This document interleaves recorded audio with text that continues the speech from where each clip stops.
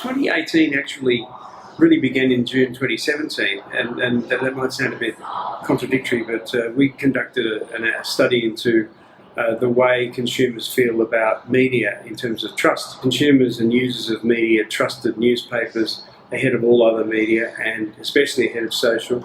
And they also trusted digital news media more than any other digital platform, especially the run of the web. So we went back into the market in April, right on the heels of the Cambridge Analytica Facebook data breach, and I asked the same questions again. Same company, Galaxy Research, and they found that there'd been a significant shift in favour of newspapers and traditional news brands, and there'd been a similar slip away in trust, a falling away, a decay, degradation of trust and confidence in social media and the run of the web.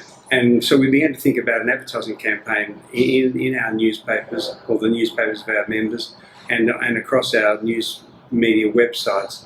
So we began talking to Thinkerbell, and they were quite energised by this, by the need to promote the power of newspapers and digital news media, the power of journalism, the power of trusted content, and what that means for advertisers. It's strategically very important, and they bought into it with energy and creative commitment and came up with a fantastic campaign, which really points to what's on the other page is what makes this space most valuable. It's a celebration of the importance of public interest journalism, of news journalism, of creative content. Thinkerbell came up with this idea of TheTruthBuildsTrust.com.au URL, a website, which is actually a landing page on the NewsMediaWorks website. We've had over 35,000 unique visitors to the site. Maybe it's more than that actually. It's 3 or 4 times more than normal traffic. Does trust matter? And we had a very sound finding, a very clarion finding that